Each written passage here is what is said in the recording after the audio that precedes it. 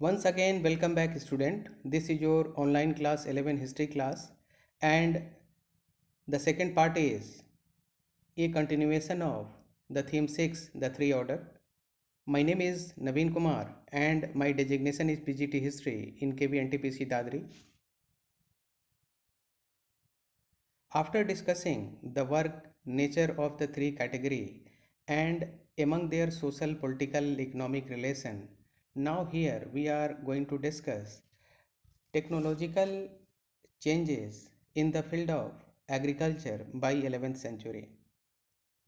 11वीं शताब्दी तक पर्यावरण में होने वाले परिवर्तन तथा भूमि के उपयोग के तरीके में इस समय काफ़ी बदलाव आया। एग्रीकल्चर में नई नई तकनीकों का प्रयोग किया गया। जिन तकनीकों का प्रयोग किया गया, here is the heavy iron tipped plow and mold board replaced old wooden equipment. The plow could dig much deeper and the mold board turned the topsoil properly. Another was the shoulder harness replaced neck harness of animal that allow animals to wield greater power. अब कंधे पर के बदले अब उनके जो कि पहले नेक पर रखे जाते थे, अब उनके कंधे पर रखा जाने लगा और उसकी वजह से क्या हुआ कि अब ज़्यादा पावर के साथ वे खेतों को जोत सकते थे।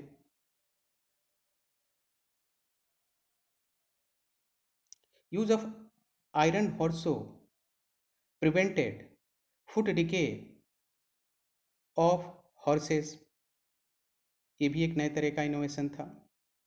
There was increase use of wind and water energy for agriculture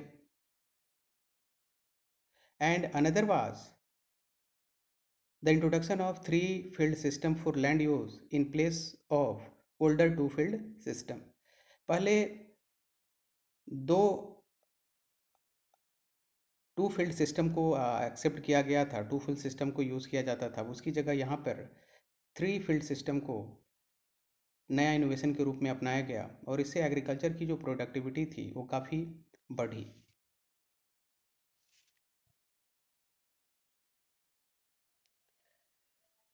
Here we are going to discuss what was the result of this type of innovation technology.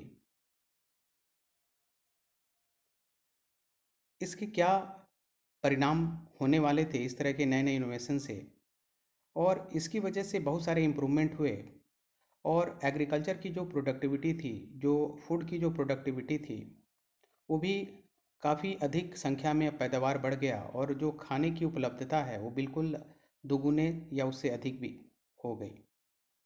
During the 11th century the personal bond base of feudalism weakened, इसकी वजह से जो पहले सामंती संबंध जो पहले जिस पैटर्न पर निर्धारित होते थे, अब धीरे धीरे वे कमज़ोर होने लगे। The Lord ask for rent in cash instead of kind, also peasant found it easy to sell their crops to traders. अब उनसे काइंड के बदले में कैश में रेंट मांगा जाने लगा। अब किसान अनाजों को बेचकर सीधे कैश में पेमेंट करने लगे अपने लॉर्ड को। The increase use of money began to influence prices which became higher in the time of poor harvest. धन का बढ़ता हुआ ये जो उपयोग है कीमतों को भी प्रभावित करने लगा। जब फसल खराब होती थी उस समय इनकी कीमतें और अधिक हो जाती थी, क्योंकि यूके वगैरह में 13वीं शताब्दी के अंत में एग्रीकल्चर के जो प्रोडक्ट थे उनके दाम दोगुने से भी अधिक हो गए थे। तो इस तरह की चीज़ें जो थी, नए टेक्नोलॉजी के इनोवेशन की वजह से ये सारी चीज़ें इम्पैक्ट के रूप में देखने को मिल रही थी। A fourth order, new town and town people. The advent of new agricultural technology resulted in growth of agriculture, which was accompanied by progress in three related area: population, trade and town. Agriculture की technology में जो परिवर्तन हुए उससे तीन अलग अलग जो एरिया थे उसमें आपको प्रोग्रेस देखने को मिलते हैं। जनसंख्या में, पॉपुलेशन में, ट्रेड में और टाउन में। The growth of population resulted into development of town in the Roman Empire. The town developed along large castle, bishop state और large churches. तो पॉपुलेशन के ग्रोथ से development of town Roman Empire में काफ़ी तेज़ी से बढ़ा। टाउन के डेवलपमेंट जो थे वे आपको कैसल, बिशप के जो स्टेट थे, जो बड़े बड़े चर्च थे, उनके आसपास उनके डेवलपमेंट होने शुरू हो गए। Town air makes free was a saying popular in medieval Europe. ये कहावत है कि जो शहर की हवा है वो लोगों को फ्री बनाती है, और यहाँ पर वही चीज़ें इम्प्लीमेंट हो रही थी। Many serf escaped from their masters and hid themselves in town.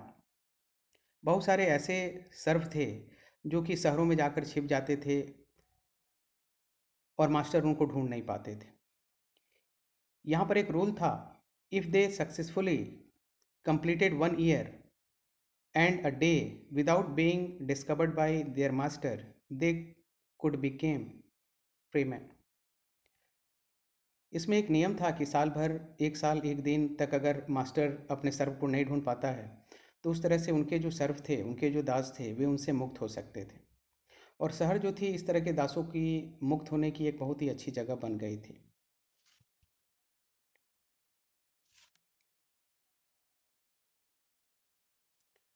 There was a large number of shopkeepers and merchants. Later, there was a need of skilled individual like lawyers and bankers. इन शहरों में दुकानदार और व्यापारी बहुयात में थे, किंतु बाद में कौशल वाले व्यक्तियों जैसे साहूकार और वकीलों की आवश्यकता हुई।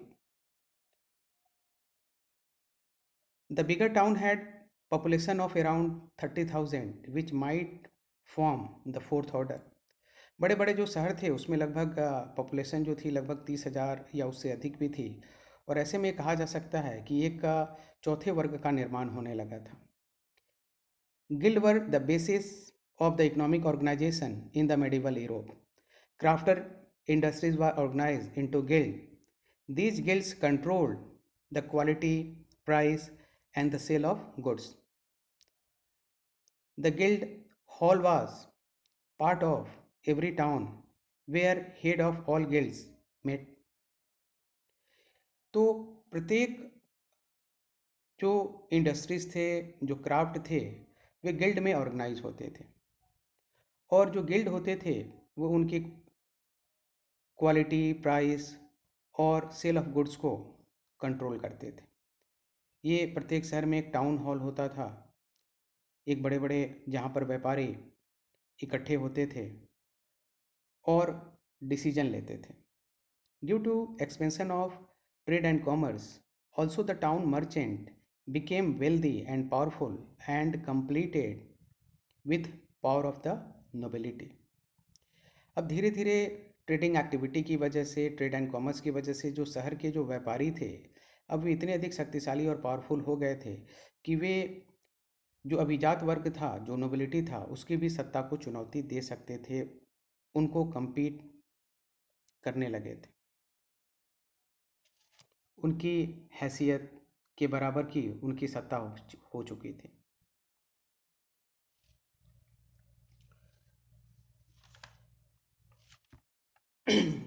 Here is the cathedral town.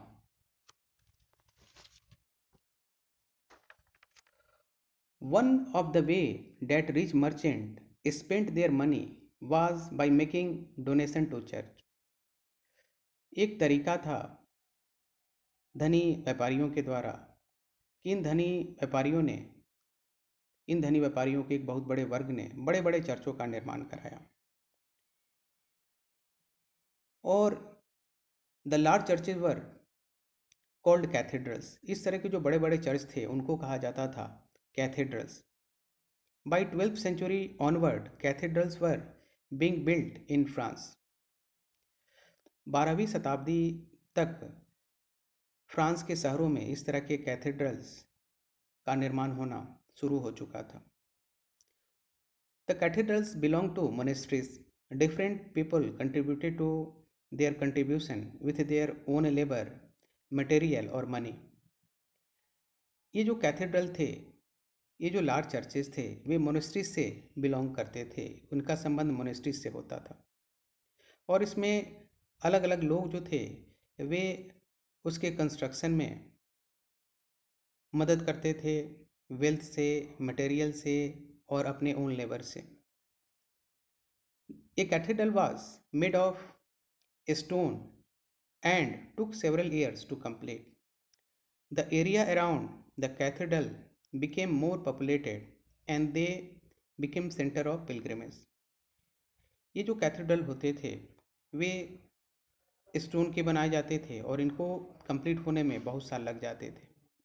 और इन कैथेड्रल्स के बनने के बाद धीरे धीरे वहाँ पर आबादियाँ बनने लगती थी, बसने लगती थी और एक पिलग्रिमेज के इम्पोर्टेंट सेंटर बन जाते थे. यहाँ पर लोग तीर्थ यात्रा करने लगते थे और एक धार्मिक गतिविधियों का एक महत्वपूर्ण केंद्र बन जाता था.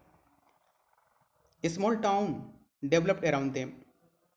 Cathedrals were designed in a way that voice of the priest could reach all the people assembled in the hall. तो हम लोग ये देख रहे हैं कि इस तरह के जो कैथेड्रल्स टाउन थे उनके आसपास छोटे छोटे शहरों का निर्माण होने लगा था. और ये जो कैथेड्रल्स थे उनको इस तरह से डिज़ाइन किया जाता था इन चर्चों को जो प्रिस्ट अगर कोई वॉइस वगैरह उनका जो होता था वो चर्च में बैठे लोगों को बहुत ही आसानी से सुनाई देता था. तो उसके डिज़ाइन में इन सब चीज़ों का ख्याल रखा जाता था. Next topic is the crisis of the 14th century. 14वीं शताब्दी का संकट. By the early 14th century, European economic expansion slowed down. जो 11वीं शताब्दी में जो आपको आर्थिक गतिविधियों में तेजी दिखाई दी थी, 14वीं शताब्दी तक आते आते यूरोपियन जो इकोनॉमिक एक्सपेंशन था वो धीरे धीरे धीमा पड़ने लगा. इसके बहुत सारी वजह थी. In the 13th century, the warm summer of the previous 300 years had given way to bitterly cold summer.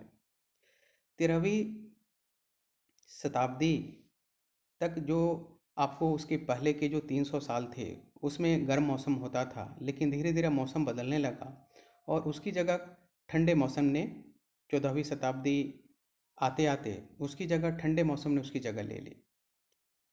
Season for growing crops were reduced by a month. अब ऐसे में ठंड के मौसम में पैदावार होने वाले जो मौसम थे अब काफ़ी छोटे हो गए. दूसरे जो रीजन थे storm and oceanic flood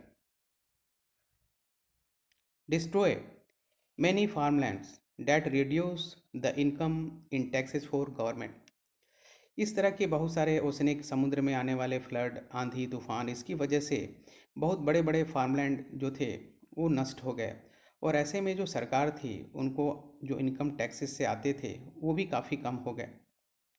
population growth caused shortage of resources and the immediate result was famine. Population काफ़ी तेज़ी से बढ़ा और उसकी वजह से जो एग्रीकल्चरल प्रोडक्ट थे वो काफ़ी कम हो गए थे. ऐसे में क्या हुआ कि उसने अकाल का रूप ले लिया. Trade was hit by a sewer shortage of metal money because of the shortfall in the output of silver mines in Austria and Serbia. तो यहाँ पर क्या हुआ, ऑस्ट्रिया और सर्बिया के खानों में उत्पादन में कमी होने की वजह से जो मेटल मनी है उसका सीवियर शॉर्टेज पड़ गया, उसकी कमी हो गई मेटल मनी की, जिसकी वजह से व्यापार काफ़ी प्रभावित हुआ. The ship came with rat carrying the deadly bubonic plague infection. Europe में बहुत सारे शिप जो बाहर से आते थे, वे अपने साथ एक बीमारी भी ले आए, क्योंकि इसमें चूहे मर जाते थे और उसकी वजह से आपको प्लेग के इन्फेक्शन का खतरा होता था, जिसकी वजह से ब्लैक डेथ होता था, और उसकी वजह से यूरोप की पॉपुलेशन काफ़ी हद तक प्रभावित हुआ। This catastrophe combined with the economic crisis caused immense social disorder। तो इस तरह की जो इतनी सारी जो 14वीं शताब्दी में आपको संकट के रूप में इतने सारे सिचुएशन जो दिखाई देते हैं, उसकी वजह से जो इकोनॉमिक क्राइसिस है, उस इकोनॉमिक क्राइसिस ने जो सोशल ऑर्डर था उसको पूरी तरह से छिन भिन कर दिया, और उसकी वजह से आने वाले समय में बहुत सारे चेंजेस होने थे, और वो जो चीज़ें हैं वो आपको सोशल अनरेस्ट के रूप में दिखाई देती हैं।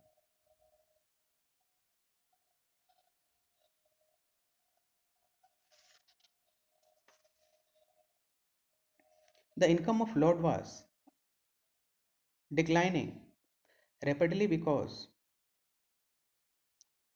of fall of prices of agricultural products and rise in wages of laborers. In desperation, they tried to give up the money contracts and revive labor services। अब देखिए यहाँ पर क्या हो रहा है कि जो सोशल अनरेस्ट है उसकी वजह से इकोनॉमिक एक्टिविटी भी काफ़ी हद तक सोशल अनरेस्ट को बढ़ावा दे रही है, और उसकी वजह से जो लैंडलॉर्ड थे उन्होंने क्या किया, पहले के जो उनके कॉन्ट्रैक्ट थे, मनी कॉन्ट्रैक्ट जो थे, अब उसमें भी काफ़ी बदलाव आ गए थे। अब वे कैश में पेमेंट लेने लगे थे। उन्होंने क्या किया, फिर से पुरानी व्यवस्था को रिवाइव करने की कोशिश की। उन्होंने फिर से पुरानी व्यवस्था को रिवाइव करने की कोशिश की, लेकिन क्या वो इस तरह की पुरानी जो व्यवस्था थी वो उसको रिवाइव कर पाए? नहीं कर पाए, क्योंकि उसका बहुत अधिक विरोध हुआ। This was fiercely oppose by all peasant including better educated and more prosperous one. और इसका न केवल किसानों ने विरोध किया इस सिस्टम का, जो पुरानी व्यवस्था में लैंडलॉर्ड जो फ्यूडल लॉर्ड जो थे वापस लौट जाना चाहते थे, लेबर सर्विसेज को फिर से रिवाइव करना चाहते थे, बल्कि बहुत सारे जो बेटर एजुकेटेड पर्सन थे और जो धनी लोग थे उन्होंने भी इसका विरोध किया। और इसकी वजह से बहुत सारे फ्रांस के बहुत सारे जगहों पर, इंग्लैंड के बहुत सारे जगहों पर इस तरह की विद्रोह हुए। The aggression of peasant made it clear that the old feudal order would not be reinstalled। इसने सारी चीज़ें, इस तरह के जो पीजेंट रिवोल्ट थे उन्होंने बिल्कुल क्लियर कर दिया कि जो ओल्डर फ्यूडल सिस्टम है फिर से नहीं स्थापित कर सकते। अब लॉर्ड जो थे अब इस बात को अच्छी तरीके से समझ गए थे कि पुराने सिस्टम को फिर से हम लोग पुनः स्थापित नहीं कर सकते। Thus the Lord were able to crush the rebellions but were not able to reinstitute old feudal privilege। Lord हालांकि इन विद्रोहों को दबाने में सफल रहे, लेकिन वे फिर से अपने जो उनके पुराने प्रिविलेज थे, उनके जो पुराने विशेषाधिकार थे, उसको वे फिर से स्थापित नहीं कर पाए।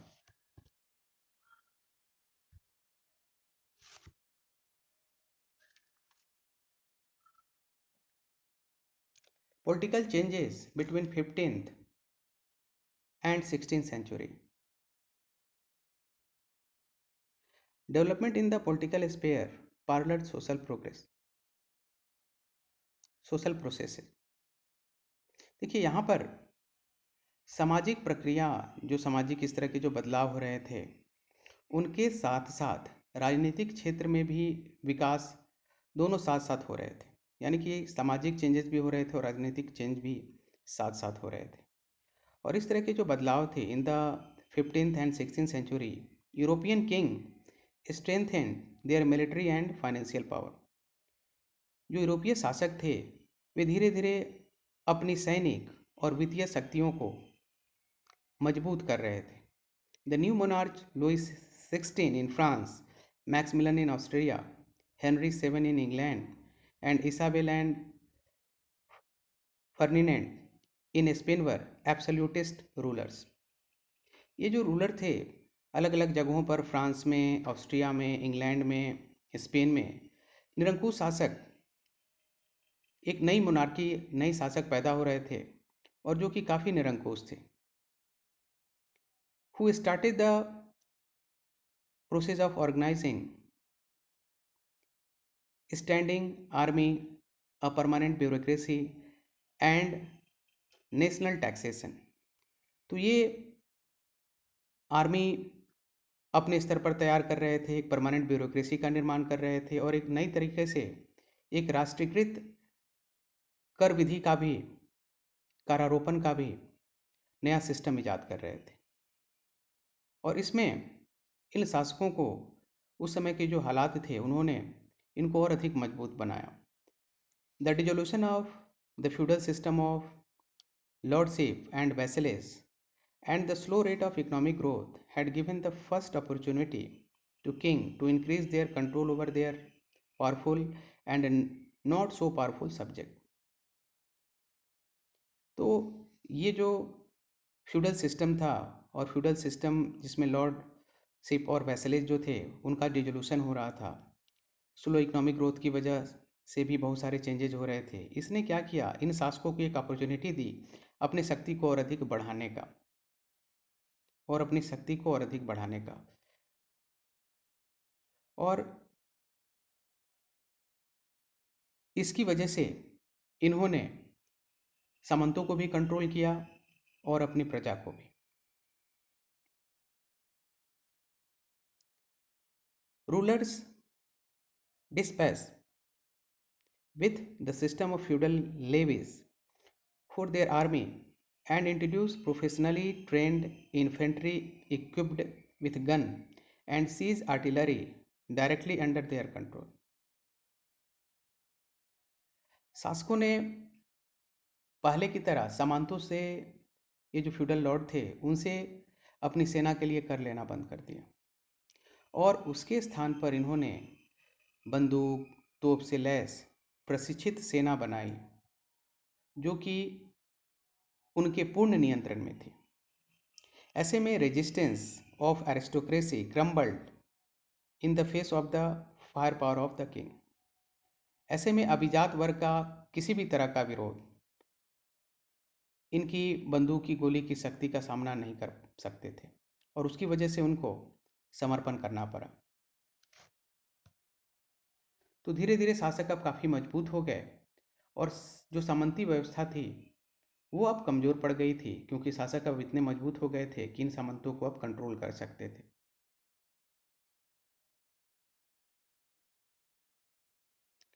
Now at the end here is sources.